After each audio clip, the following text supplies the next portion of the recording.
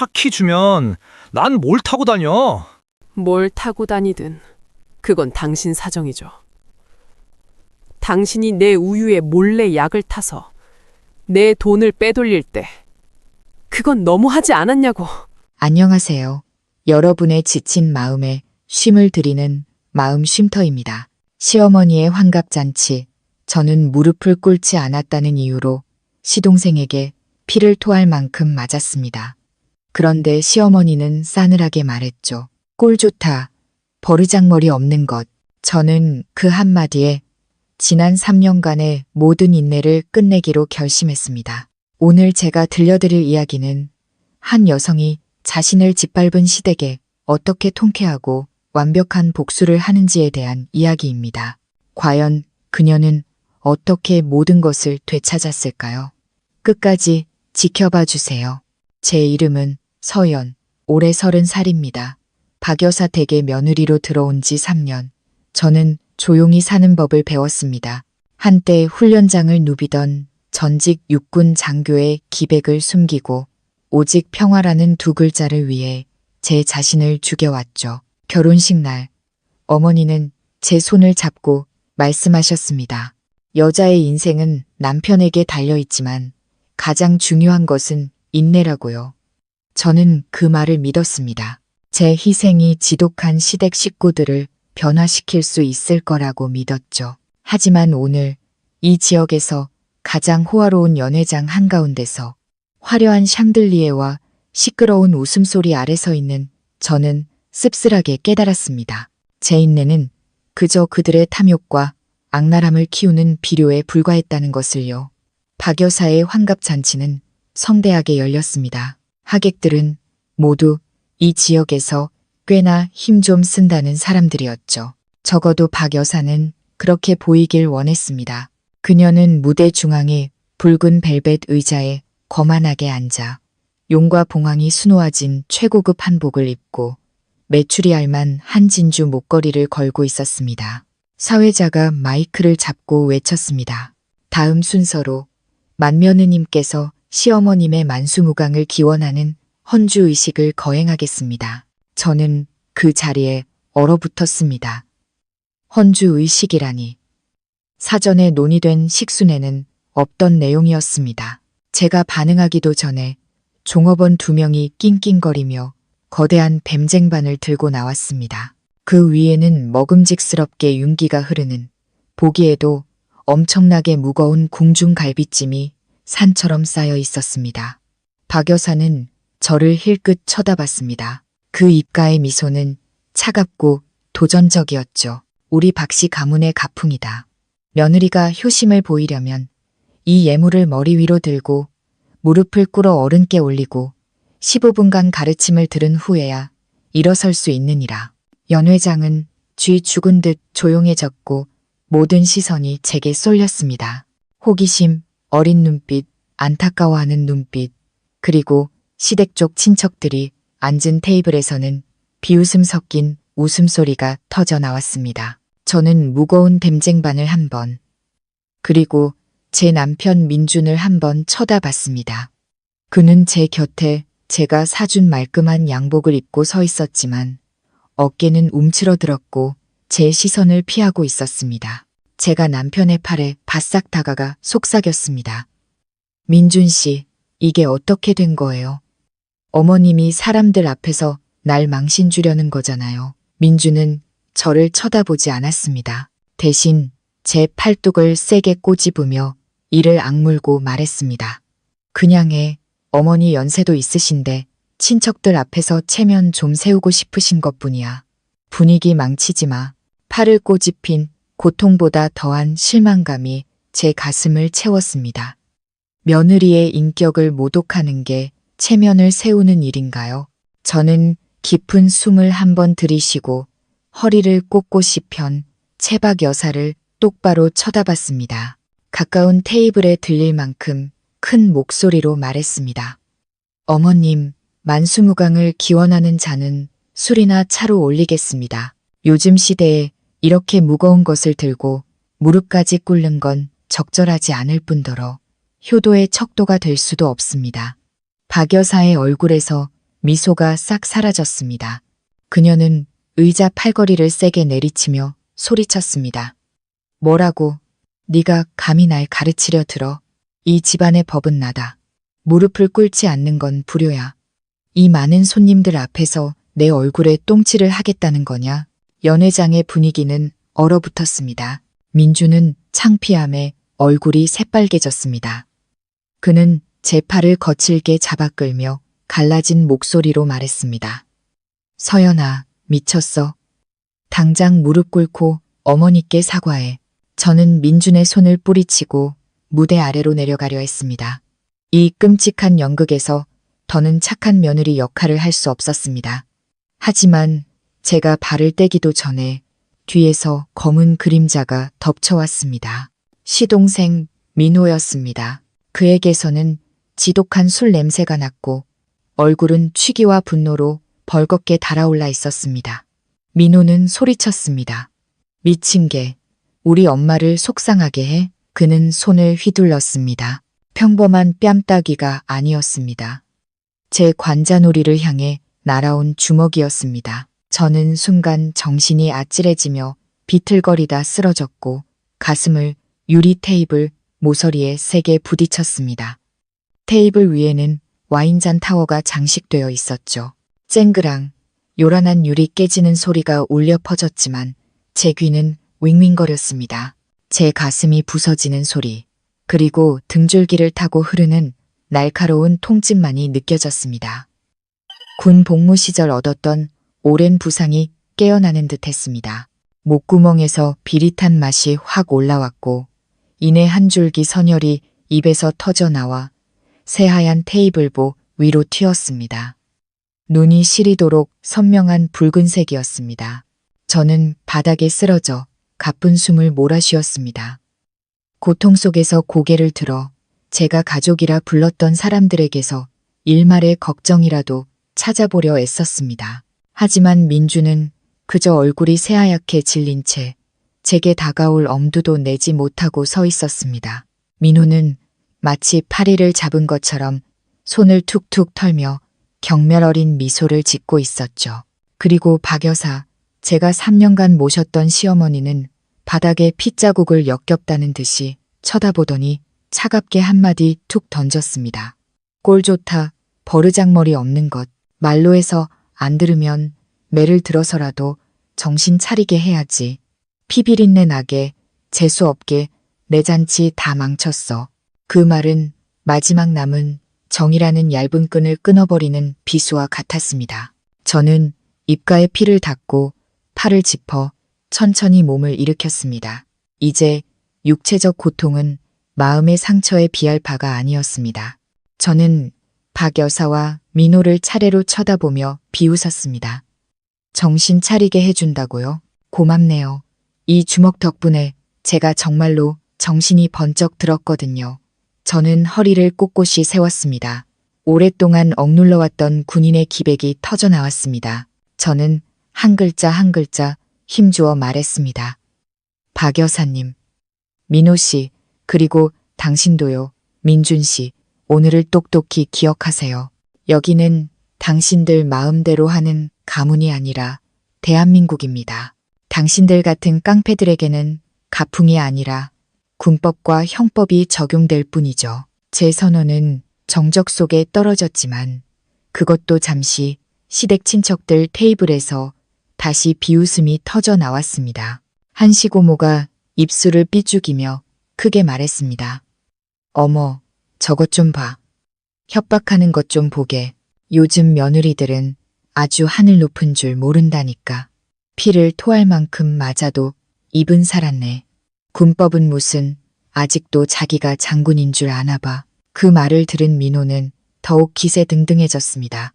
그는 어릴 때부터 오냐오냐 자란 데다 술까지 취해 눈에 뵈는 게 없었습니다. 그는 소매를 걷어붙이고 다시 제게 달려들며 욕설을 내뱉었습니다. 누굴 협박해, 이 엑스이? 이 바닥에서 내가 형수 좀 가르치겠다는데 어떤 경찰이 감히 날 잡아? 오늘 내 다리를 부러뜨려 놔야 정신을 차리겠구나. 민주는 그저 힘없이 민호야.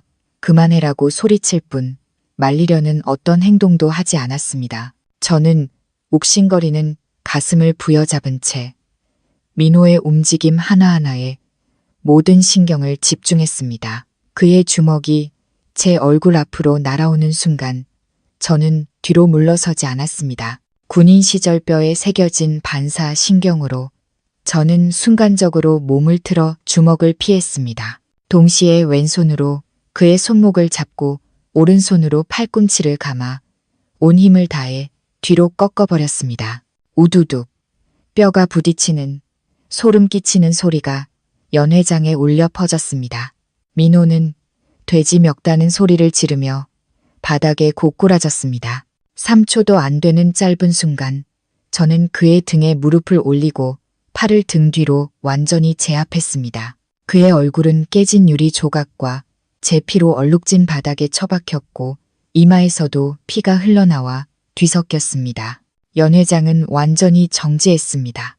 친척들의 입가에 걸려있던 비웃음은 경악으로 바뀌어 있었습니다. 아무도 평소 온순하던 며느리가 이토록 단호하고 무자비하게 상대를 제압할 줄은 상상도 못했을 겁니다. 저는 주머니에서 피 묻은 손으로 휴대폰을 꺼내 빠르게 화면을 눌렀습니다. 저는 남편이나 친정 부모님께 전화하지 않았습니다. 제 옛 동료이자 현재 경찰서 형사팀장인 지훈에게 전화를 걸었습니다. 저는 간결하게 말했습니다. 지훈아, 나 로얄 웨딩홀에서 폭행당했어. 상대방이 난폭하고 흉포해. 법적 지원과 상해 진단서 발급이 즉시 필요해. 10분 후 요란한 경찰차 사이렌 소리가 연회장의 숨 막히는 침묵을 깼습니다. 창문 너머로 비치는 푸르고 붉은 경광등은 박씨 가문의 가풍이라 불리던 악습의 끝을 알리는 신호 같았습니다. 지훈이 안으로 들어섰고 그 뒤를 2명의 제복 경찰이 따랐습니다.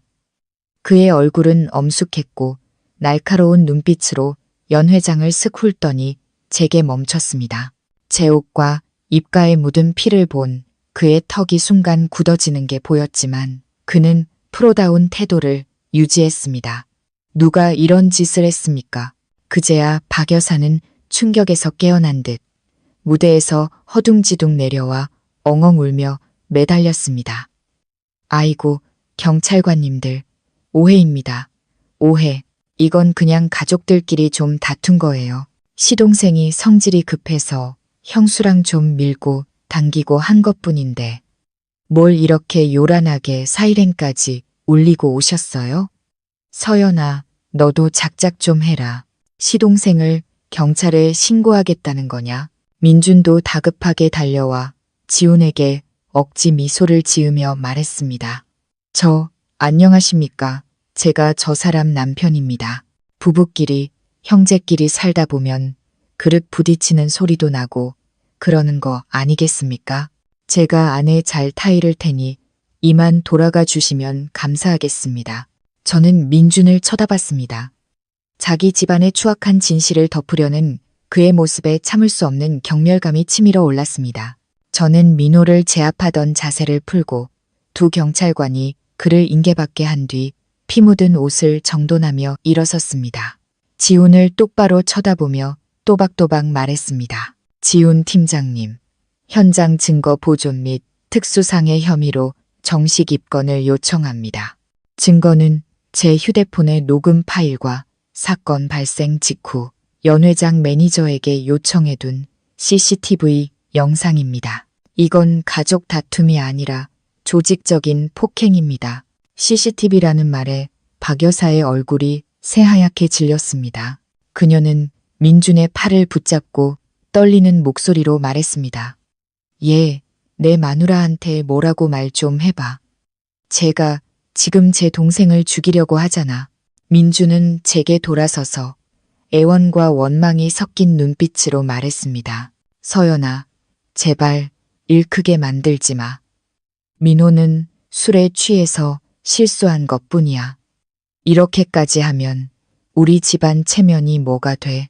고소 취하하고 집에 가서 우리끼리 조용히 해결하자. 저는 그의 손을 세게 뿌리쳤습니다. 체면, 민호가 날 피토하게 때릴 때 당신들은 체면 생각했어요? 당신 어머니가 매를 들어 정신 차리게 해야 한다고 했을 때 내 목숨은 생각했냐고요? 지훈이 신호를 보내자 차가운 수갑이 철컥 소리를 내며 민호의 손목에 채워졌습니다. 민호는 발버둥치며 소리쳤습니다. 이거 놔. 내가 형수 가르치는데 뭐가 잘못됐어? 엄마, 나 좀 구해줘.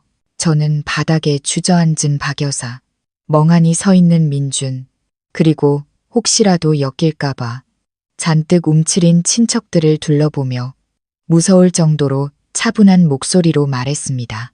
오늘 여기서 누가 감히 선처를 부탁하거나 사건을 무마하려 든다면 그 사람 또한 범인 은닉 및 불고지죄로 함께 고소하겠습니다.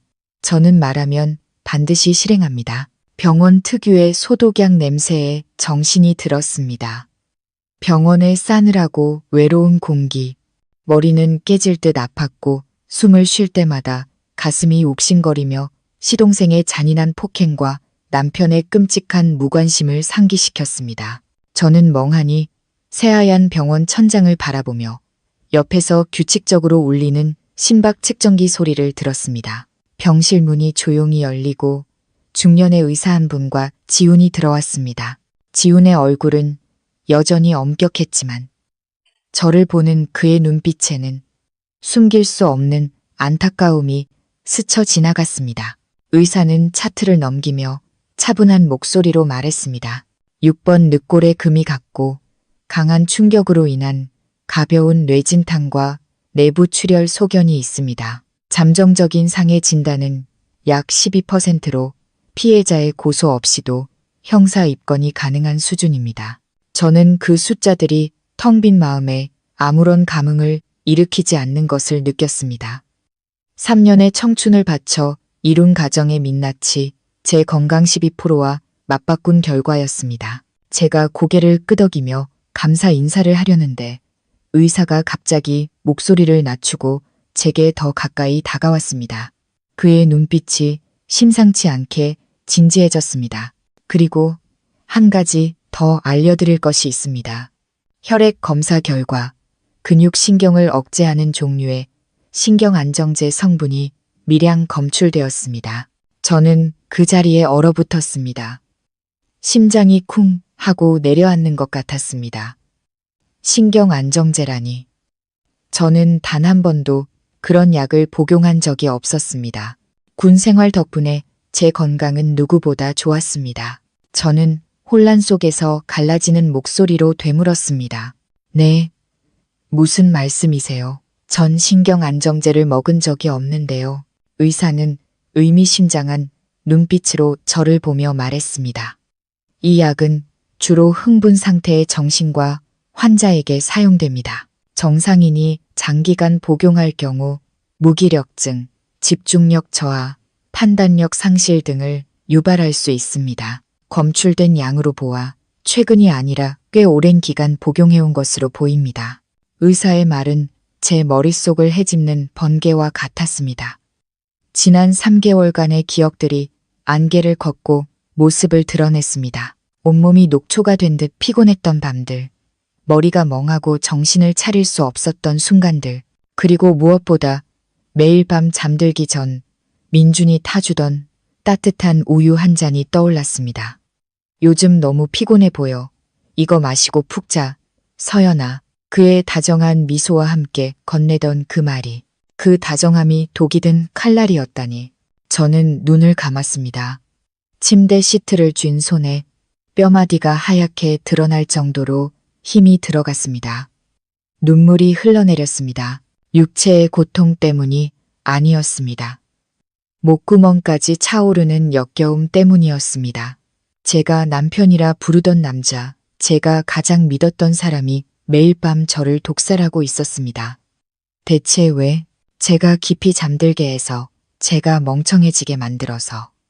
한밤중에 울렸던 은행 OTP 인증, 문자 알림, 그리고 아침이면 삭제되어 있던 기록들이 떠올랐습니다. 배터리가 없다며 제 휴대폰을 만지작거리던 민준의 모습도요. 그는 제 지문과 얼굴 인식을 이용해 금융 앱을 열기 위해 제가 깊이 잠들 필요가 있었던 겁니다. 옆에 서 있던 지훈도 제 표정에서 이상한 낌새를 눈치챈 듯 했습니다. 그가 제 어깨에 손을 얹으며 조용히 물었습니다. 서연아, 무슨 일이야? 저는 눈을 떴습니다. 제 눈빛은 더 이상 배신당한 아내의 슬픔이 아니었습니다. 적의 실체를 파악한 군인의 결의에 차 있었습니다. 지금 쓰러질 순 없었습니다. 제 자신을 위해, 제 모든 것을 되찾기 위해 일어서야 했습니다. 저는 쉰 목소리지만 또박또박 말했습니다. 지훈아, 민준의 모든 금융거래 내역과 내 명의로 된 대출 내역을 즉시 확인해줘. 지훈은 더 묻지 않고 제 의도를 파악했습니다. 그는 단호하게 고개를 끄덕였습니다. 바로 사람 시켜서 알아볼게. 넌 아무 걱정 말고 쉬어. 나머진 내가 알아서 할 테니까. 지훈과 의사가 나간 후 저는 차가운 병실에 홀로 남았습니다. 창밖에서는 비가 내리기 시작했습니다. 꼭 제가 희망을 품고 시댁에 들어가던 그날처럼요. 이제 그 희망은 잿더미가 되어 제 순수함과 믿음을 덮어버렸습니다. 병실 문이 다시 열렸습니다. 이번엔 의사나 지훈이 아니었습니다. 민준이었습니다. 그는 손에 죽통을 들고 초췌하고 걱정스러운 얼굴로 들어왔지만 그의 눈은 도둑처럼 주위를 살피고 있었습니다. 민준은 테이블에 죽을 내려놓고 제 침대 옆에 앉았습니다. 그의 목소리는 구역질이 날 정도로 다정했습니다. 깼어? 당신이 좋아하는 소고기죽 사왔어. 뜨거울 때 좀 먹어. 저는 대답 없이 그를 쳐다보기만 했습니다. 저 위선적인 얼굴, 저 다정한 목소리가 수년간 저를 속여왔습니다. 이제 약이 든 우유의 진실을 알고 나니 그는 사람의 탈을 쓴 독사로밖에 보이지 않았습니다. 민주는 제가 말이 없자 그저 평범한 부부싸움 후의 토라짐이라 생각했는지 제 머리를 쓰다듬으려 손을 뻗었습니다. 저는 고개를 돌려 피했고 그의 손은 허공에서 멈칫했습니다. 그는 멋쩍게 손을 거두며 슬픈 표정을 지었습니다. 서연아, 화난 거 알아. 어제 일은 민호가 잘못했고 어머니도 너무 흥분하셨어. 하지만 생각해봐. 그래도 한 가족이잖아. 일을 이렇게 크게 만들어서 경찰 부르고 상해 진단까지 받으면 남들이 우리를 보고 뭐라고 하겠어. 고소 취하해줘. 내가 민호 시켜서 정식으로 사과하게 할게. 저는 비웃었습니다. 씁쓸한 웃음이었습니다. 한 가족? 한 가족이라 서로 피를 토할 만큼 때리고 매일 밤 아내에게 약을 타 먹이나요? 민주는 화들짝 놀라며 얼굴색이 변했지만 애써 태연한 척했습니다. 무슨 헛소리야? 약이라니. 그는 황급히 화제를 돌렸습니다. 아, 그건 나중에 얘기하고 일단 당신 은행 카드랑 비밀번호 좀 줘. 이번 비도 내야 하고 어머니가 민호 합의금 때문에 돈이 좀 필요하다고 하셔서 저는 그를 멍하니 쳐다봤습니다. 이 남자의 뻔뻔함은 어디까지일까요?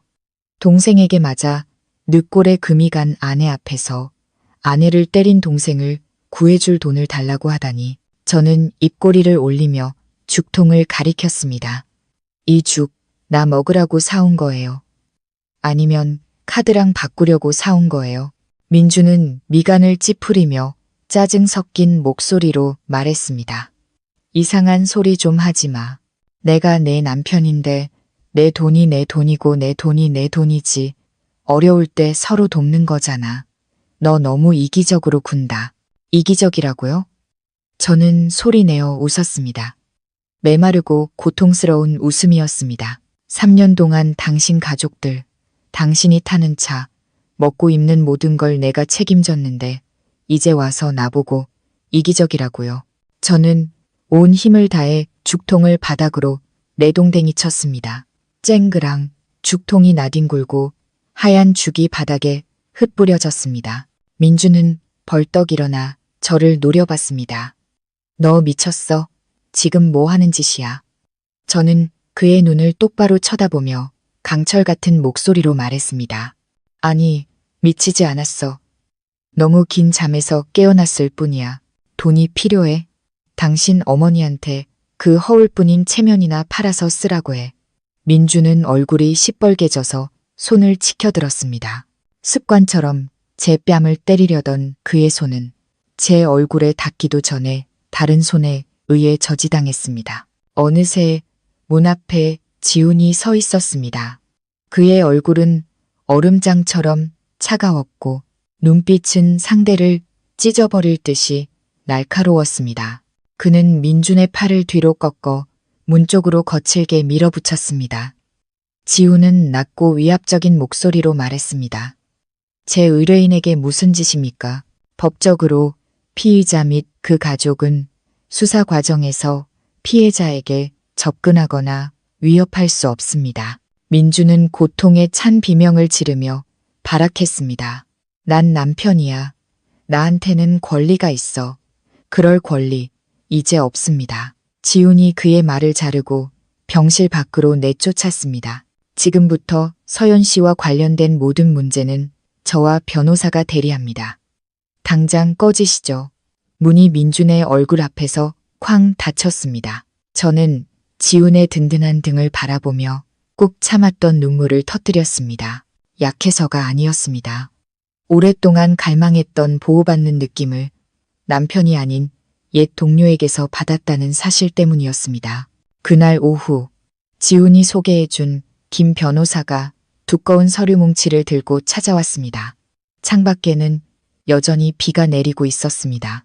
저는 침대에 기댄 채 제 결혼 생활의 사망 선고서나 다름없는 서류 뭉치를 들었습니다. 김 변호사가 안경을 고쳤으며 프로페셔널하지만 안타까운 목소리로 말했습니다. 서연 씨, 재정 상황이 생각보다 복잡합니다.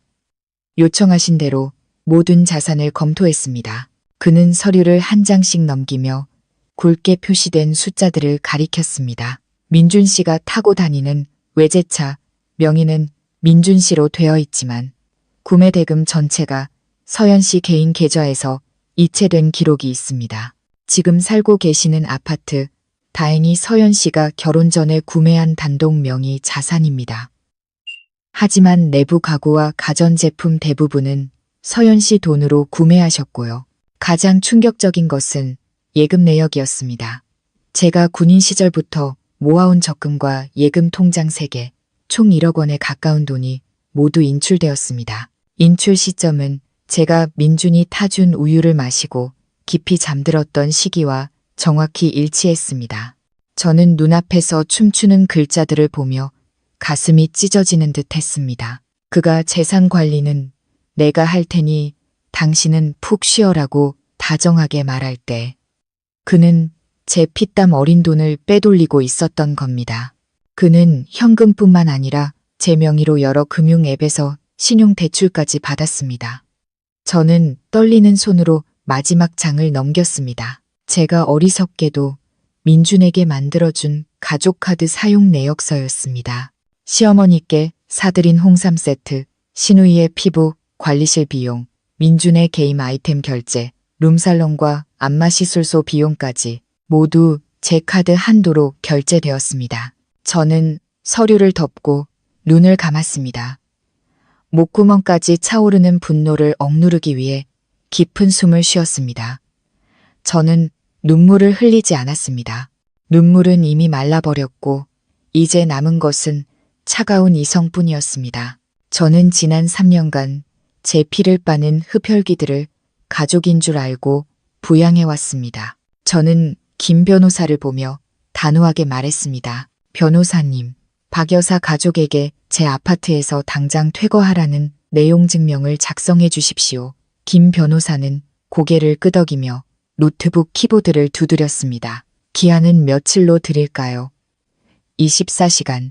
저는 망설임 없이 답했습니다. 그 집은 제 고유 재산입니다. 정으로 살게 해줬지만 이제 정은 끝났으니 그들의 거주 권리도 끝났습니다. 24시간 후에도 나가지 않으면 공권력을 동원해 강제 집행하겠습니다. 김 변호사가 잠시 머뭇거렸습니다. 24시간은 너무 촉박하지 않을까요? 그래도 연세가 있으신 분인데 저는 제가 피를 토하는 모습을 싸늘하게 보던 박 여사의 눈빛을 꼴좋다던 그녀의 목소리를 떠올리며 비웃었습니다. 연세, 그분은 존중받을 만한 어른처럼 행동하지 않았습니다. 나이라는 방패 뒤에 숨어 남을 괴롭히는 악인일 뿐이에요. 말이 통하는 사람에겐 평생을 줄 수도 있지만 은혜를 원수로 갚는 사람에겐 1초도 아깝습니다. 제 말대로 진행해 주세요. 위임장과 퇴거 통보서에 서명하자. 가슴을 짓누르던 돌덩이가 내려가는 기분이었습니다. 창밖을 보니 비가 그치고 잿빛 하늘 사이로 희미한 빛이 보이기 시작했습니다. 앞으로의 길이 험난할 것을 압니다. 시댁의 비열한 수작과 주변의 수군거림이 있겠죠. 하지만 저는 두렵지 않습니다. 저는 적 앞에서 고개 숙여본 적 없는 군인 서연이니까요. 다만 이번의 적은 한때 한 지붕 아래 살았던 사람들이라는 것. 그 사실이 고통스러울 뿐이지만 오히려 저를 더 강하게 만들었습니다. 퇴거 통보서는 퀵 서비스로 발송되었고 변호사를 통해 민준의 메신저로도 사본을 보냈습니다. 15분 만에 제 휴대폰이 미친 듯이 울렸습니다. 화면에 뜬 어머님이라는 이름. 예전에는 압박감으로 다가왔던 그 이름이 지금은 우습기만 했습니다. 저는 설명을 듣기 위해서가 아니라 그들이 다음엔 어떤 연극을 할지 궁금해서 전화를 받았습니다. 수화기 너머로 박 여사의 날카로운 비명이 들려왔습니다. 서연아, 내가 미쳤구나. 감히 나를 집에서 내쫓아. 너 같은 게 무슨 며느리야. 내가 내 시어머니고 내 하늘이야. 저는 휴대폰을 귀에서 살짝 대고 차분하게 대답했습니다. 박 여사님, 법적으로 그 집은 제가 당신 아들과 결혼하기 전에 제 돈으로 산 제 명의 집입니다. 3년간 월세 한 푼 안 받고 당신들을 살게 해주고 밥 차려주고 시중까지 들었죠. 당신들은 그 은혜를 주먹과 모욕으로 갚았고요. 그러니 이제 제 집에서 나가주세요. 박 여사는 악을 썼습니다. 이 배은망덕한 것. 이 집은 내 아들 집이야. 넌 그냥 굴러온 돌이라고. 난 절대 안 나가. 널 고소할 거야. 늙은 시어미를 내쫓는 불효죄로 고소할 거라고. 마음대로 고소하세요. 제 목소리는 얼음장처럼 차가웠습니다. 하지만 고소하기 전에 누가 제 예금을 빼돌렸고 누구 명의로 빚이 있는지 잘 생각해 보세요. 증거는 제가 다 가지고 있으니까요. 지금부터 24시간입니다. 시간이 지나도 안 나가시면 그땐 저도 인정사정 없습니다. 저는 전화를 끊고 번호를 차단했습니다. 하지만 그들의 성격상 쉽게 포기하지 않을 거라는 걸 알았습니다. 그들은 한번 달라붙으면 끝까지 피를 빠는 거머리 같은 인간들이니까요. 예상대로 그날 오후 친하게 지내던 옆집 언니에게서 문자와 함께 몰래 찍은 사진 몇 장이 도착했습니다. 서연아, 너희 집 무슨 일이야? 시어머니가 시골 친척들까지 동원해서 짐을 나르는데 꼭 이사 가는 것 같지가 않아. 오히려 집을 난장판으로 만들고 있는데 사진을 확대해보니 아파트 문은 활짝 열려 있고 복도에는 쓰레기가 널려 있었습니다. 거실에서는 박 여사와 친척들이 바닥에 둘러앉아 해바라기 씨를 까먹고 있었습니다. 제가 매일 소중하게 닦던 고급 원목 마루 위에는 해바라기 씨 껍질이 하얗게 흩뿌려져 있었습니다. 그들은 일부러 시끄러운 음악을 틀고 담배를 피워대며 제 소중한 공간을 난장판으로 만들고 있었습니다. 저는 그 광경을 보며 더 이상 아까운 마음이 아니라 역겨움을 느꼈습니다. 패배자들의 비열한 발악. 그들은 제가 아까워서 다시 돌아와 빌기라도 할 줄 알았을까요? 착각도 유분수죠. 저는 옆집 언니에게 답장을 보냈습니다. 언니, 고마워요. 그냥 신경 쓰지 마세요. 잘못 엮이면 언니만 피곤해져요. 그리고 저는 아파트 관리사무소와 관할지구대에 연락했습니다. 제가 직접 그들과 싸울 필요는 없었습니다. 법과 규정으로 상대하면 그만이었죠. 저는 관리소장에게 문자를 보냈습니다. 소장님, 1805 집주인 서연입니다. 현재 입원 중인데 CCTV와 이웃의 제보를 통해 신원불명의 사람들이 제 집에서 소란을 피우고 쓰레기를 무단 투기하는 등 질서를 어지럽히고 있음을 확인했습니다. 이들은 더 이상 거주 권한이 없는 불법 점유자들입니다. 즉시 단전, 단수 조치와 함께 현장 확인을 요청합니다. 내일 경찰과 함께 방문하겠습니다. 문자를 보내고 휴대폰을 내려놓았습니다. 의기양양하게 해바라기 씨를 까먹던 박 여사의 머리 위로 불이 꺼지고 수도꼭지에서 물이 끊기는 장면이 상상됐습니다. 여름의 무더위와 암흑이, 존중이라는 두 글자를 가르쳐줄 첫 번째 수업이 될 겁니다. 통보 후 정확히 24시간이 지났을 때 저는 1805 앞에 나타났습니다. 제 곁에는 김 변호사와 관할지구대 경찰관 2명, 아파트 관리소장, 그리고 이삿짐센터 직원들이 함께했습니다. 저는 더 이상 환자복 차림이 아니었습니다. 깔끔하게 다려진 하얀 셔츠와 검은 슬랙스를 입었습니다. 움직일 때마다 상처가 옥신거렸지만 겉으로는 티내지 않았습니다. 초인종을 눌렀습니다. 벨소리는 울렸지만 안에서는 아무런 기척이 없었습니다. 그들이 안에 있다는 것을 알았습니다. 잘못을 저지르고 어른이 용서해 주길 기다리는 어린애처럼 버티고 있겠죠. 저는 경찰관에게 고개를 끄덕였습니다. 경찰관이 문을 두드리며 외쳤습니다. 안에 계신 분들 문 여십시오. 주거 무단 침입 및 공공질서 문란으로 신고가 접수되었습니다. 협조하지 않을 시 강제로 문을 개방하겠습니다. 3번의 경고 후 묵직한 문이 살짝 열렸습니다. 안에서 쏟아져 나온 담배 연기와 음식물 쓰레기 냄새에 저도 모르게 미간이 찌푸려졌습니다. 박 여사가 서 있었습니다. 머리는 산발이었고 눈은 퉁퉁 부어 있었죠. 그녀는 며느리에게 쫓겨나는 불쌍한 노모 연기를 시작했습니다. 경찰을 보자마자 악을 쓰기 시작했습니다. 아이고, 세상 사람들, 이것 좀 보세요.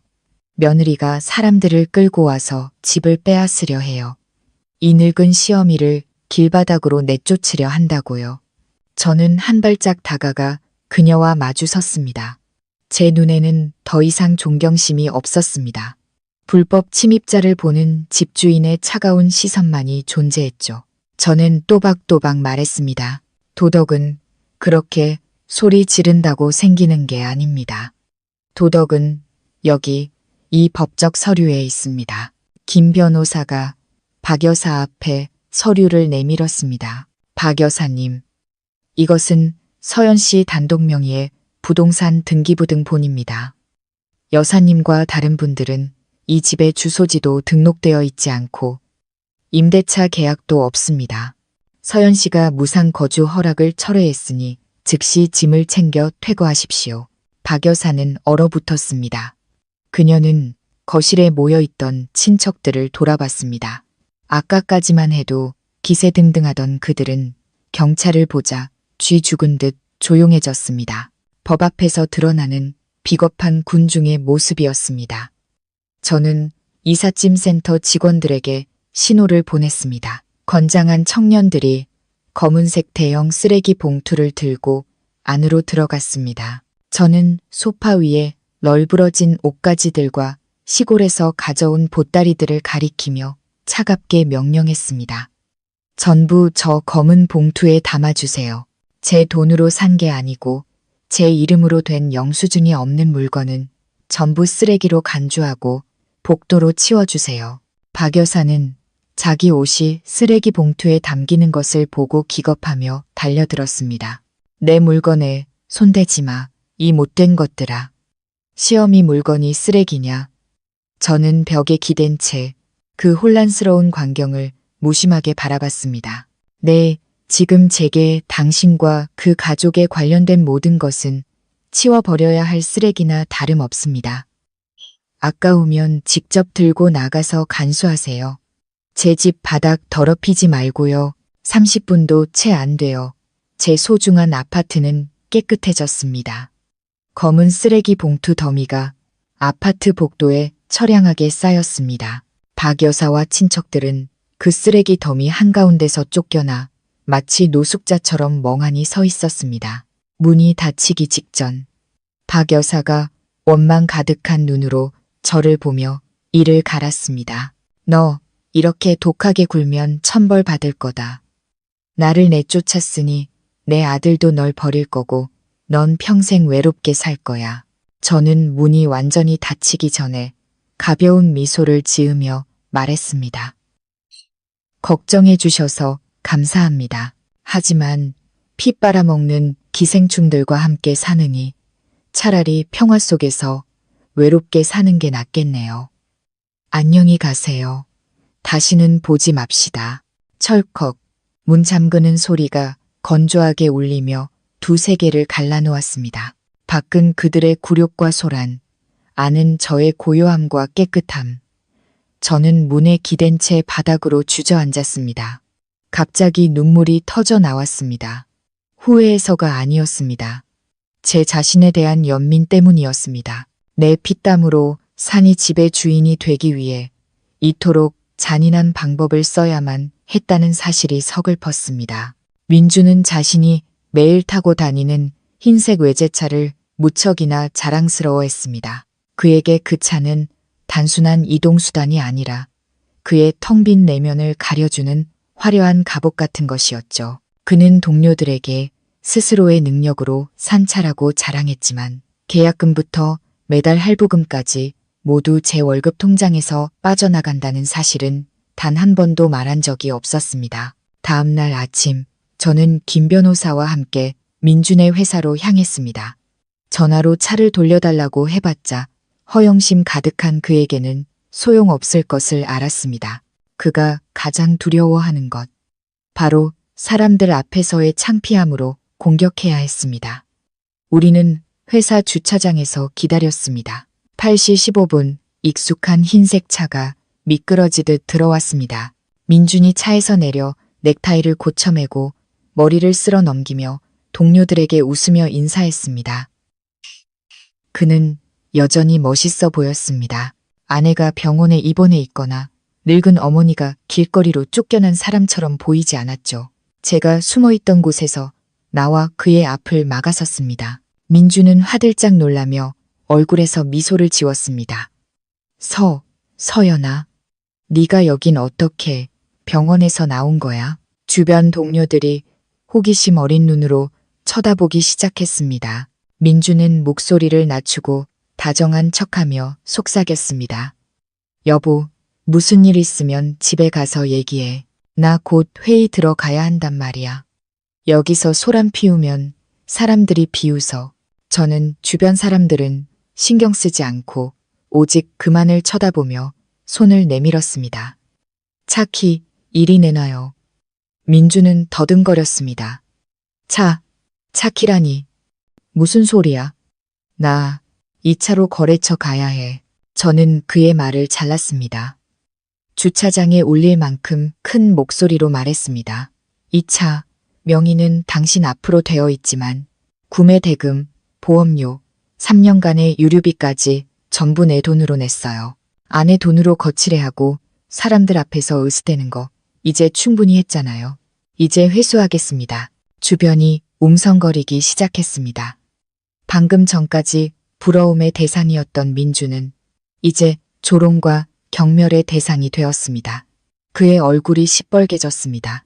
그는 이를 악물고 위협적으로 속삭였습니다. 너 작작 좀 해. 날 어디까지 망신시킬 셈이야? 차키 주면 난 뭘 타고 다녀? 저는 비웃었습니다. 이 상황에서도 그는 오직 자신의 체면만 걱정하고 있었습니다. 뭘 타고 다니든 그건 당신 사정이죠. 걸어가든 버스를 타든.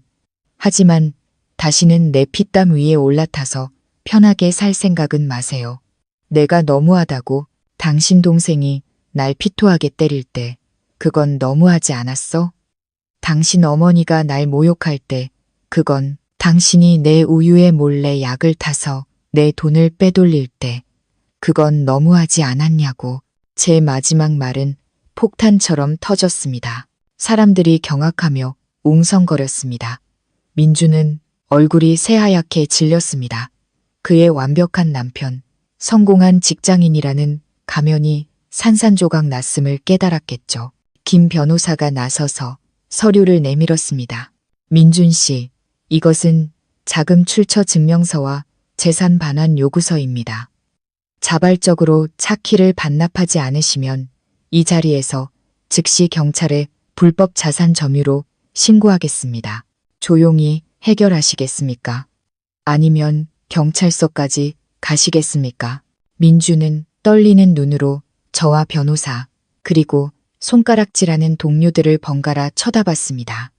그의 허영심은 완전히 무너졌습니다. 그는 주머니에서 차키를 꺼내 제 발 앞에 세게 던지며 절규했습니다. 가져가서 실컷 타라. 이 계산적인 여자야. 넌 반드시 후회하게 될 거야.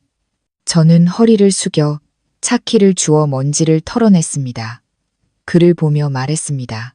후회해야 할 사람은 당신이에요, 민준 씨. 세상에서 유일하게 당신을 조건 없이 사랑했던 사람을 잃었으니까. 저는 차 문을 열고 시동을 걸었습니다. 부드러운 엔진 소리와 함께 저는 민준의 곁을 스쳐 지나갔습니다. 그는 주차장 한가운데서 사람들의 비웃음 속에 홀로 남겨졌습니다. 민준의 회사를 떠나 저는 곧장 은행으로 향했습니다. 제 차의 운전대를 다시 잡은 기분은 묘했습니다. 익숙하면서도 낯설었죠. 은행은 한산했습니다. 저는 은행원 앞에 앉아 2년 전 민준에게 만들어준 가족카드의 상세 내역 조회와 즉시 정지를 요청했습니다. 그때의 저는 부부는 하나라고 순진하게 믿었죠. 그가 가족을 위해 카드를 쓸 거라고 생각했습니다. 하지만 제 손에 들린 긴 거래 내역서는 제 어리석은 믿음의 대가가 얼마나 컸는지 보여주었습니다. 거래 내역 하나하나가 비수처럼 제 가슴에 박혔습니다. 지난달 15일 50만 원짜리 홍삼 세트 결제. 그날은 친정어머니 생신이었습니다. 그는 돈이 없다며 빈손으로 와서 밥만 먹고 갔습니다. 알고 보니 자기 어머니께 드릴 홍삼을 산 거였죠. 20일 30만 원짜리 횟집 결제. 그날 저는 야근 후 컵라면으로 저녁을 때웠습니다. 그는 접대가 있다고 문자를 보냈죠. 알고 보니 친구들과의 술자리였습니다. 그리고 가장 고통스러운 것은 한밤중에 이루어진 의문의 계좌 이체였습니다. 수취인은 김용철, 이체 내용은 없거나 이상한 기호만 적혀 있었습니다. 한 번에 1,000만 원, 2,000만 원씩 주기적으로 돈이 빠져나갔습니다. 저는 분노를 억누르며 카드 해지 신청서를 직원에게 내밀었습니다. 이 가족카드 지금 당장 연구 정지해 주세요. 네, 바로 처리해 드리겠습니다. 바로 그 시각 한 마트에서는 재미있는 소동이 벌어지고 있었습니다. 싸구려 모텔에서 하룻밤을 보낸 박 여사는 기분 전환을 위해 쇼핑에 나섰습니다. 그녀는 늘 그랬듯 며느리 돈으로 최고급 수입 과일과 한우, 과자들을 카트에 가득 담았습니다. 계산대 앞에 선 그녀는 거만하게 제 카드를 내밀었습니다. 이걸로 긁어. 계산원이 카드를 긁었지만 오류가 떴습니다. 다시 긁어도 마찬가지였습니다. 어머님, 이 카드는 정지되었거나 한도가 초과된 것 같습니다. 현금이나 다른 카드는 없으세요? 박 여사는 눈을 동그랗게 떴습니다. 정지라니? 내 아들이 만들어준 카드야. 돈이 산더미처럼 들어있다고. 네, 기계가 고장난 거 아니야? 뒤에 줄 서 있던 사람들이 불평하기 시작했습니다. 박 여사는 당황해서 민준에게 전화를 걸었지만 민준은 회사에서 쫓겨난 문제로 정신이 없어 전화를 받을 리 없었습니다. 결국 그녀는 가득 찬 카트를 계산대 앞에 버려두고 사람들의 비웃음 속에서 굴욕적으로 마트를 빠져나와야 했습니다. 은행에 앉아 카드 연구, 정지 확인 문자를 받은 저는 씁쓸하게 미소 지었습니다. 저는 단지 돈줄을 끄는 것이 아니었습니다. 그들의 환상을 끊어버린 겁니다. 제가 평생 마르지 않는 금광이라도 되는 줄 알았을까요? 오늘 그 금광은 무너졌습니다. 예상대로 경제적 압박과 체면 손상에 직면한 시댁 식구들은 그들이 가진 마지막 무기, 즉 입과 여론을 이용해 반격하기 시작했습니다. 그날 저녁, 친구의 작은 원룸에서 잠시 신세를 지고 있는데 휴대폰 알림이 미친 듯이 울렸습니다. 박씨 가문 종친회 단체 채팅방이었습니다. 예전에는 제가 명절 인사를 하고 선물을 보냈던 곳이죠. 채팅방을 열자 박 여사의 3분짜리 음성 메시지가 눈에 띄었습니다. 재생 버튼을 누르자 그녀의 처절한 울음소리가 터져 나왔습니다. 아이고, 집안 어르신들, 제 며느리, 그 서연이란 애가 저를 죽이려 해요. 자기가 돈 좀 있다고 늙은 시어미를 대낮에 길바닥으로 내쫓고 시동생은 팔을 부러뜨리고 경찰서에 쳐넣었어요. 제가 이 나이 먹도록 이렇게 악독한 사람은 처음 봅니다. 이제는 돈줄까지 다 끊어서 제가 죽 한 그릇 사 먹을 돈도 없게 만들었어요.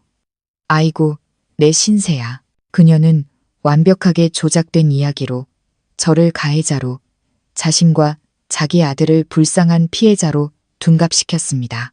민호가 저를 때린 것, 민준이 제게 약을 먹인 것은 쏙 빼놓고 오직 제가 시어머니를 내쫓고 돈을 끊었다는 사실만 부각했죠. 그러자 1년 내내 조용하던 단체 채팅방이 들끓기 시작했습니다. 시골에 사는 얼굴도 잘 모르는 친척들이 도덕적인 판사라도 된 양저를 심판하기 시작했습니다.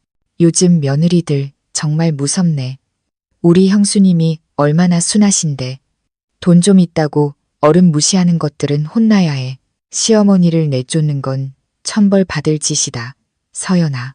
수많은 욕설과 비난이 쏟아졌습니다. 저는 휴대폰을 든 채 손가락이 차가워지는 것을 느꼈습니다. 그들의 저주가 무서워서가 아니었습니다. 진실이 무엇이든 일단 자기 식구 편부터 들고 보는 인간들의 이기심이 씁쓸했기 때문입니다. 그들에게 저는 영원한 남이었습니다. 반박하고 싶었습니다. 제가 맞았다고, 제가 사기당했다고 설명하고 싶었습니다. 하지만 손가락이 멈췄습니다. 편견에 가득 찬 사람들에게 설명해봤자 무슨 소용이 있을까요? 저는 휴대폰 화면을 끄고 옆으로 던져버렸습니다. 지금의 침묵은 굴복이 아니었습니다. 적절한 때를 기다리는 사냥꾼의 평정심이었습니다. 그들이 여론으로 저를 죽이려 한다면 오늘 밤까지는 마음껏 떠들게 놔둘 겁니다. 내일 아침 제가 가진 강철 같은 증거들이 공개되면 위선으로 가득 찬 그 박씨 가문은 침묵하게 될 테니까요. 저는 그들에게 꾸며낸 이야기보다 진실이 훨씬 더 무섭다는 것을 보여줄 겁니다. 친구의 좁은 원룸 구석에 웅크리고 앉아 저는 무표정한 얼굴로 휴대폰 화면을 응시했습니다. 박씨 가문 종친회 채팅방의 메시지들은 칼날처럼 날카롭고 악독했습니다. 결혼식 날 저를 올렸던 그들이 이제는 저를 독사, 돈만 아는 나쁜 년이라 부르며 저주를 퍼붓고 있었습니다. 이상하게도 연회장에서 뺨을 맞았을 때처럼 아프지도 남편에게 배신당했을 때처럼 분노가 치밀지도 않았습니다. 그저 텅 빈 느낌, 믿음이 산산조각 나고 나니 어떤 비난도 더 이상 상처를 낼 수 없었습니다. 저는 기다렸습니다. 그들의 분노가 절정에 달하고 모든 위선적인 얼굴들이 다 드러날 때까지 욕설이 잦아들고 박 여사의 신세 한탄이 이어질 무렵 저는 행동을 시작했습니다. 저는 변명하거나 싸우지 않았습니다. 그저 조용히 제가 3가지 강철 증거라고 부르는 것들을 채팅방에 올렸습니다. 첫째, 연회장 CCTV 원본 영상. 민호가 제게 주먹을 휘두르는 장면, 제가 피를 토하는 모습, 그리고 박 여사의 매를 들어 정신 차리게 해야지라는 목소리까지 선명하게 담겨 있었습니다. 둘째, 상해 진단서 사진. 상해 12%라는 글자와 기관의 붉은 직인이 찍힌 형사 사건으로 넘어갔음을 알리는 공식 문서였습니다. 셋째, 지난 3년간의 제 은행 거래 내역. 민준에게 이체된 수많은 돈과 박 여사가 긁은 카드값 내역을 붉은색으로 표시해 누가 이 집안을 먹여 살렸는지 명백히 보여주었습니다. 시끄럽던 채팅방이 순식간에 조용해졌습니다. 마치 누군가 그들 모두의 목을 조른 것처럼 죽음 같은 침묵이 흘렀습니다. 방금 전까지 저를 비난하던 사람들은 이제 화면에 눈을 고정한 채 마른 침만 삼키고 있을 겁니다. 그들은 법은 몰라도 피와 돈, 그리고 부인할 수 없는 진실의 무게는 알 테니까요. 저는 음성 메시지 녹음 버튼을 눌렀습니다. 제 목소리는 차분했지만 강철처럼 단단했습니다. 어르신들 똑똑히 보십시오. 저는 공적인 일을 했던 사람입니다. 오직 증거와 법으로만 말합니다. 지금부터 단 한마디라도 저에 대한 허위 사실을 유포하거나 제 명예를 훼손하는 분이 있다면 제 변호사가 정보통신망법 위반으로 고소장을 보내드릴 겁니다. 메시지를 보낸 후 저는 미련 없이 채팅방 나가기 버튼을 눌렀습니다. 그 가족이라는 이름의 족쇄와의 마지막 연결고리를 끊어버렸습니다. 다음 날 아침 비가 쏟아졌습니다. 지훈이 저를 찾아왔습니다. 그의 얼굴은 평소보다 더 심각했습니다. 서연아, 일이 생각보다 복잡해. 민준이 돈을 보냈던 그 김영철이라는 놈, 우리 팀에서 조사해봤어. 제 심장이 쿵 내려앉았습니다. 지훈이 서류를 넘기며 복잡한 자금 흐름도를 가리켰습니다. 김영철은 캄보디아에 서버를 둔 불법 온라인 도박 및 코인 사기 조직의 자금책이야. 그 계좌는 밑빠진 독이나 마찬가지였어. 저는 떨리는 손으로 서류를 받아들었습니다. 이번에는 몇백, 몇천만 원이 아니었습니다. 억 단위의 돈이었습니다. 지훈이 말을 이었습니다. 민호는 단순 도박 빚이 아니었어. 코인 사기에 빠져서 사채까지 끌어다 쓴 거야. 원금의 이자가 눈덩이처럼 불어서 현재 총 빚이 20억에 가까워. 20억. 저는 손에 들고 있던 물컵을 떨어뜨릴 뻔했습니다. 평범한 공무원 집안이었던 시댁에게 20억은 시골 집과 땅을 다 팔아도 갚을 수 없는 어마어마한 액수였습니다. 그래서 박 여사님이 그렇게 돈에 미쳐 있었던 거구나. 아파트를 뺏으려고 발악했던 이유가. 지훈은 고개를 끄덕였습니다. 그 사채업자들, 보통 놈들이 아니야. 전문적인 조폭들이야. 민호는 이제 도마 위에 오른 생선이고 그 가족들은 어떻게든 그 구멍을 막으려고 했던 거야. 등골이 오싹했습니다. 저는 단순한 가족 갈등, 소소한 탐욕과 싸우고 있다고 생각했습니다. 하지만 아니었습니다. 저는 범죄와 불법 사채라는 거대한 수렁 앞에 서 있었습니다. 20억, 그것이 민준이 제 예금을 몰래 빼돌린 이유였고 그들이 제 아파트를 탐냈던 이유였습니다. 전부 시동생의 잘못을 덮기 위해서 저는 씁쓸하게 웃었습니다. 그들에게 제 가치는 빚을 갚아줄 수 있느냐 없느냐로 결정되었던 겁니다. 하지만 지훈이 가져온 서류에는 더 끔찍한 진실이 담겨 있었습니다.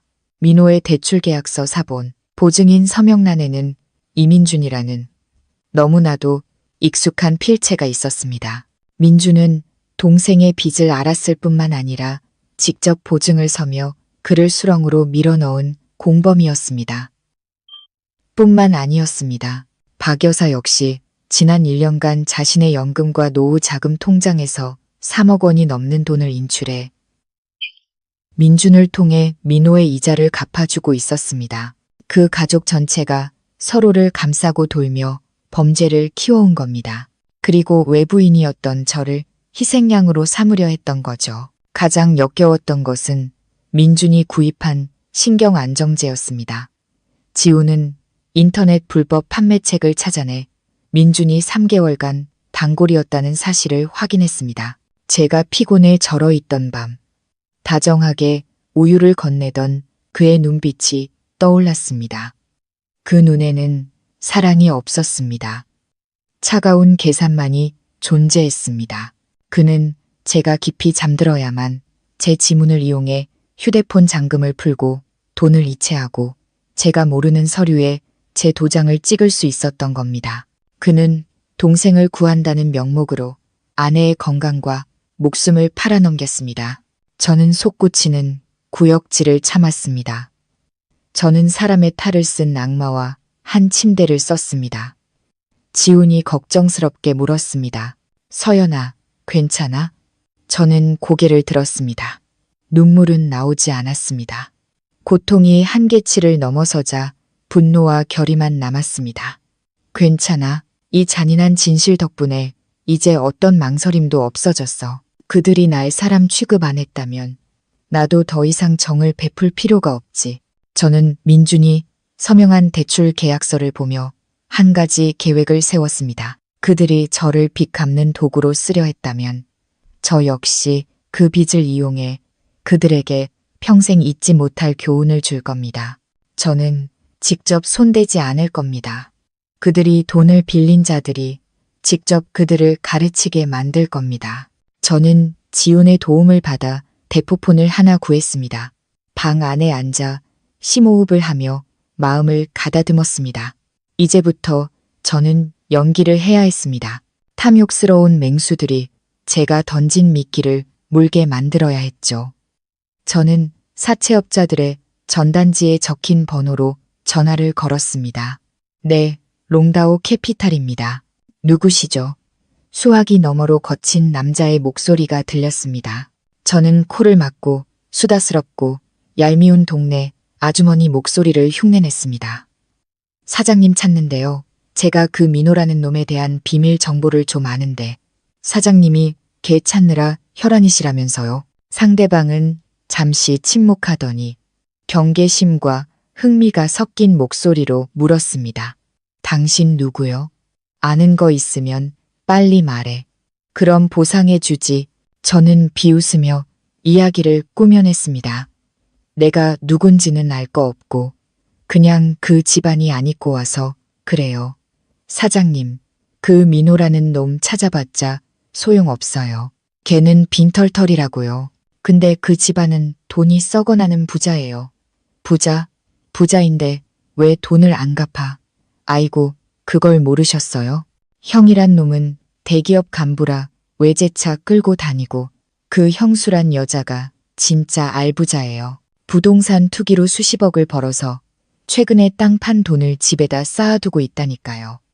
지금 빚 안 갚으려고 일부러 가난한 척하는 거예요. 그 부부가 지금 이혼하면서 재산 분할 중인데 마누라가 돈 다 들고 튀려고 해서 민호가 돈을 못 갚는 거라고요. 저는 마누라가 돈 들고 튄다. 재산 분할 같은 자극적인 단어들을 강조하며 그들의 탐욕을 자극했습니다. 그래서 지금 그놈들 어디 있는데 남자가 으르렁거렸습니다. 그 가족 전부 Y 동네 X 골목 끝에 있는 허름한 빌라에 숨어 있어요. 빨리 가보셔야 할걸요. 마누라가 돈 다 빼돌리면 사장님은 구경도 못할 테니까. 아, 그리고 그 엄마를 조지세요. 며느리 금고 열쇠를 그 여자가 갖고 있대요. 저는 그들이 어제 이사간 빌라 주소를 정확히 읊어주고 상대가 더 묻기 전에 전화를 끊었습니다. 그리고 유심칩을 부러뜨려 쓰레기통에 버렸습니다. 심장이 두근거렸습니다. 두려워서가 아니었습니다. 곧 펼쳐질 연극에 대한 기대감 때문이었습니다. 잔인한 계획일지도 모릅니다. 하지만 그들이 제게 한 짓에 비하면 이건 너무나도 가벼운 처벌이었습니다. 저는 길을 알려주었을 뿐 서로를 가르치는 것은 그들의 몫이었습니다. 저는 지훈의 사무실에서 컴퓨터 화면을 차가운 얼굴로 응시하고 있었습니다. 화면에는 시댁 식구들이 숨어있는 빌라 내부를 촬영한 영상이 재생되고 있었습니다. 한편의 비극적인 코미디가 제 눈앞에서 생생하게 펼쳐졌습니다. 좁고 퀴퀴한 방, 박 여사와 민준, 민호가 컵라면을 앞에 두고 둘러앉아 있었습니다. 그때 낡은 문이 거칠게 부서지며 문신을 한 건장한 남자들이 들이닥쳤습니다. 선두에 선 노란 머리의 남자가 야구 방망이를 들고 있었습니다. 그는 겁에 질린 민호를 보며 비웃었습니다. 민호야, 꼭꼭 숨었네. 형들이 찾느라 힘들었잖아. 듣자 하니 너희 집이 그렇게 부자라며 형은 대기업 다니고 형수는 알부자라는데 왜 이런 쥐구멍에 숨어 있어? 민호는 덜덜 떨며 말했습니다. 형님들 며칠만 시간을 더 주시면 시간. 노란 머리는 고함치며 야구방망이로 라면 그릇을 박살냈습니다. 뜨거운 국물이 옆에 있던 민준에게 튀었습니다. 민준은 비명을 지르며 자기 어머니를 방패 삼아 뒤로 물러섰습니다.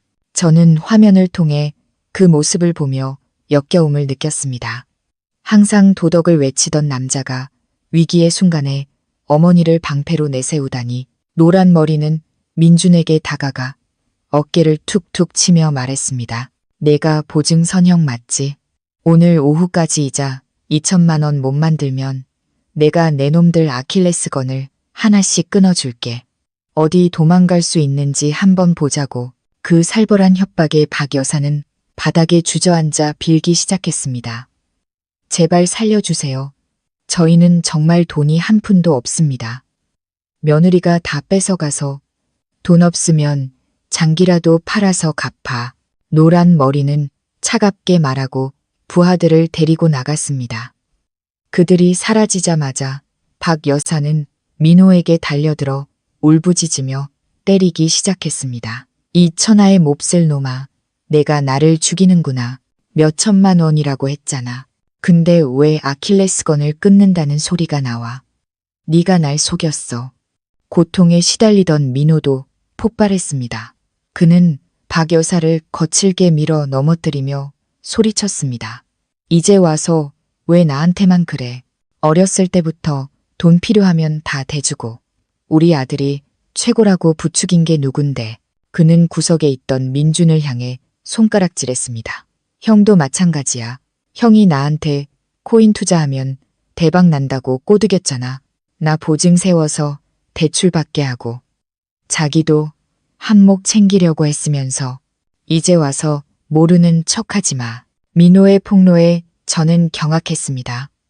민준은 단순한 공범이 아니라 동생을 미끼로 이용한 주동자였던 겁니다. 모든 것이 탄로나자 민준은 분노에 차 민호의 뺨을 세게 때렸습니다. 닥쳐. 난 제대로 투자하라고 했지. 누가 도박에 꼬라박을 해. 두 형제는 좁은 방 안에서 서로를 죽일 듯이 싸우기 시작했습니다. 박 여사는 중간에서 울며 말렸지만 아무도 듣지 않았습니다. 내가 너 때문에 집도 차도 다 잃었어. 그래, 차라리 날 죽여.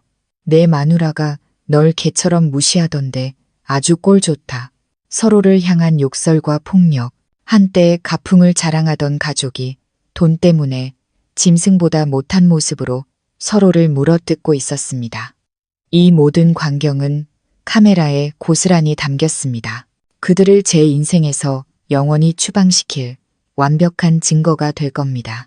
궁지에 몰린 박 여사는 한 돌팔이 변호사의 조언을 듣고 마지막 발악을 하기로 결심했습니다. 그녀는 자신의 마지막 남은 명예를 팔아 대중의 동정을 사기로 한 겁니다. 며칠 후 박 여사는 한 지역 방송국의 자극적인 토크쇼에 출연했습니다. 화면 속 그녀는 일부러 낡고 해진 옷을 입고 험한 얼굴로 눈물을 쏟아내며 자신이 며느리에게 학대당한 불쌍한 시어머니라고 연기했습니다. 제 며느리는 군인 출신이에요. 그 힘으로 저를 때리고 제 생일날에는 시동생 팔을 부러뜨리고 제 온몸을 멍투성이로 만들었어요. 그녀는 소매를 걷어 얼마 전 사채업자들에게 맞아서 생긴 멍자국을 보여주었습니다. 방송에서는 그 멍이 마치 제가 만든 것처럼 편집되었습니다. 그 애가 제 아들을 속여 빚을 지게 하고 집까지 빼앗아 저희 모자를 길거리로 내쫓았어요. 제발 저희에게 정의를 찾아주세요. 저는 분노에 몸을 떨었습니다. 그녀의 뻔뻔함은 상상을 초월했습니다. 그녀는 대중의 섣부른 동정심에 모든 것을 걸었습니다. 방송이 나간 후 제 인생은 지옥이 되었습니다. 군인 출신 악마 며느리라는 제목의 자극적인 영상이 인터넷에 퍼져나갔습니다. 수백 통의 욕설 문자와 협박 전화가 쏟아졌습니다. 회사에서는 저에게 무기한 정직 처분을 내렸습니다. 회사 앞에서 누군가 제게 오므리든 봉지를 던졌습니다. 저는 그 자리에 서서 눈물을 참기 위해 입술을 깨물었습니다. 저는 도망치지 않을 겁니다.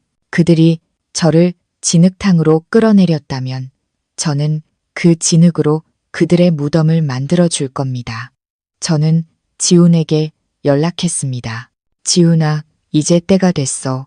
저는 그동안 모은 모든 증거, 즉 연회장 CCTV 원본, 시댁 식구들이 싸우는 영상, 상해 진단서, 은행 거래 내역을 모두 정리해 가장 공신력 있는 시사, 고발 프로그램 제작진에게 보냈습니다.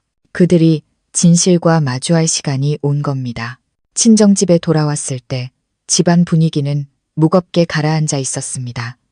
어머니는 눈이 퉁퉁 붓도록 우신 상태였고 아버지는 말없이 담배만 태우고 계셨습니다. 평생 명예를 중요하게 생각하며 살아오신 군인 출신 아버지의 마음이 얼마나 찢어질지 저는 감히 상상할 수 없었습니다. 저는 어머니의 손을 잡고 말했습니다. 엄마, 아무것도 믿지 마세요. 사람들이 여론으로 절 죽이려 한다면 저는 진실로 그들을 묻어버릴 거예요. 엄마, 딸, 잘못한 거 없으니 절 믿으세요. 저는 방으로 들어가 컴퓨터를 켰습니다. 지훈이 보내준 모든 증거 파일이 완벽하게 정리되어 있었습니다. 그리고 가장 결정적인 증거, 민준이 신경안정제를 사는 것을 인정하는 녹음 파일까지 저는 방송국에 연락했습니다. 제가 직접 출연해서 모든 것을 밝히겠습니다. 저는 방송국 스튜디오에 가장 당당한 모습으로 들어섰습니다. 군복을 연상시키는 짙은 카키색 셔츠를 입었습니다. 눈물로 동정을 구걸했던 박 여사와는 달리 저는 진실과 증거로 말하고 싶었습니다. 방송은 생방송으로 진행되었습니다. 앵커가 물었습니다. 서연 씨, 시어머니를 폭행했다는 의혹에 대해 어떻게 생각하십니까? 저는 카메라를 똑바로 응시하며 말했습니다. 저는 폭행한 적이 없습니다. 오히려 제가 피해자입니다. 지금부터 그 추악한 연극의 진실을 보여드리겠습니다. 제 말이 끝나자마 박간이 침온 뒤 대형 스크린에 연회장 CCTV 영상이 재생되었습니다. 민호가 저를 가격하고 제가 피를 토하는 모습, 박 여사의 차가운 목소리까지 스튜디오는 충격에 휩싸였습니다. 이어서 상해 진단서와 시댁 식구들이 돈 때문에 서로를 물어뜯는 영상이 공개되었습니다. 그리고 마지막 결정타. 제가 혈액 검사 결과지와 USB를 꺼내 들었습니다. 이것이 그들이 저를 죽이려 했던 진짜 이유입니다. USB에서 재생된 녹음 파일. 걔한테 계속 약을 먹여서 정신 못 차리게 해야 지문으로 돈을 빼낼 수 있어. 너 입조심 안 하면 우리 둘 다 감옥 가. 민준과 민호의 대화였습니다. 스튜디오는 얼어붙었습니다. 저는 마지막으로 말했습니다. 저는 그들을 가족이라 믿었지만 그들은 저를 먹잇감으로 여겼습니다. 저는 오늘 해명하러 온 것이 아니라 범죄를 고발하러 왔습니다. 법이 이들을 심판할 것이라 믿습니다. 방송이 끝나자마자 여론은 180도 뒤집혔습니다. 저를 욕하던 사람들은 이제 박 여사 가족과 그들을 비호했던 방송국을 맹렬히 비난했습니다. 해당 방송국은 공식 사과문을 발표하고 프로그램을 폐지해야 했습니다. 그리고 박 여사 가족에게는 사회적인 심판이 내려졌습니다. 박 여사는 시장에서 상인들에게 쫓겨나고 민주는 회사에서 즉시 해고당했습니다. 그는 직장과 명예, 그리고 모든 것을 잃었습니다. 지훈이 말했습니다. 이제야 그들도 세상이 등 돌리는 기분이 어떤 건지 알게 됐을 거야. 하지만 저는 알았습니다. 막다른 길에 몰린 짐승이 가장 위험하다는 것을. 며칠 후 회사의 마지막 서류 정리를 하러 갔다가 지하 주차장에서 민준과 마주쳤습니다. 그는 며칠 만에 10년은 늙어 보였습니다. 술에 절어 엉망인 모습으로 그는 제 차를 막아서고 무릎을 꿇었습니다. 서연아, 내가 잘못했어. 제발 날 살려줘.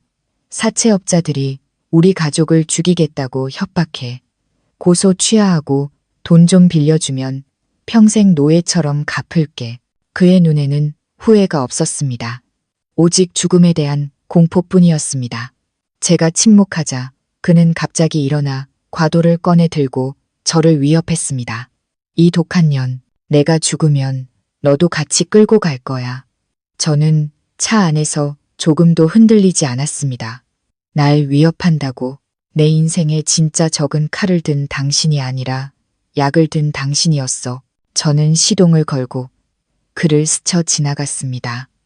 백미러 속 그의 모습은 한없이 작고 처량했습니다. 법정의 날 비가 내렸습니다. 피고석에 선 민준과 민호는 완전히 망가져 있었습니다. 박 여사는 방청석에서 아들들의 모습을 보며 오열했습니다. 재판은 길지 않았습니다. 모든 증거가 명백했기 때문입니다. 재판장이 판결을 내렸습니다. 피고 이민호, 특수상해죄로 징역 3년, 피고 이민준, 아내 서연과 이혼을 허가하며 모든 채무는 피고 본인이 책임진다. 재산은 모두 서연의 소유로 인정한다. 또한 아내에게 약물을 투여하고 사문서를 위조한 혐의는 별도의 사건으로 분리하여 추가 수사 및 기소한다. 민주는 그 자리에 주저앉았습니다. 그의 악몽은 이제 시작이었습니다. 재판이 끝나고 박 여사가 제게 달려와 바짓가랑이를 붙잡고 빌었습니다.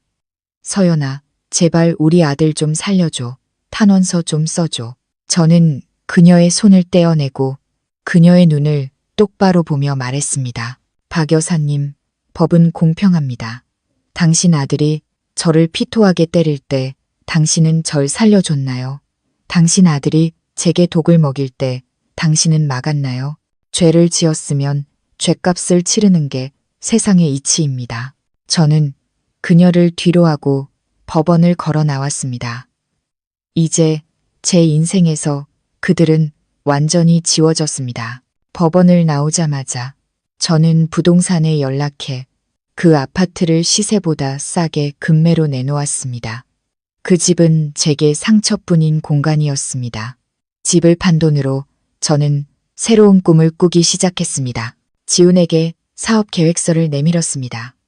여성과 아동을 위한 전문 경호 및 법률 자문 회사, 로즈쉴드를 세울 거야. 더 이상 나처럼 홀로 고통받는 사람이 없었으면 좋겠어. 지훈은 제 계획서를 보더니 환하게 웃으며 말했습니다.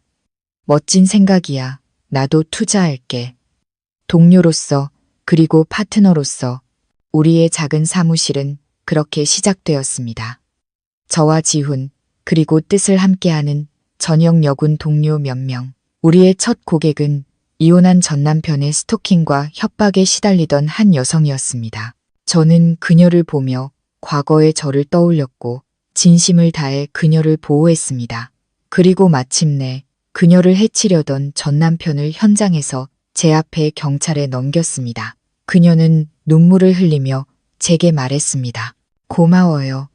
다시 살 수 있는 용기를 줘서. 시간이 흘러 어느 추운 겨울날 저는 노숙인들을 위한 봉사활동을 하다가 우연히 한 노인을 보았습니다.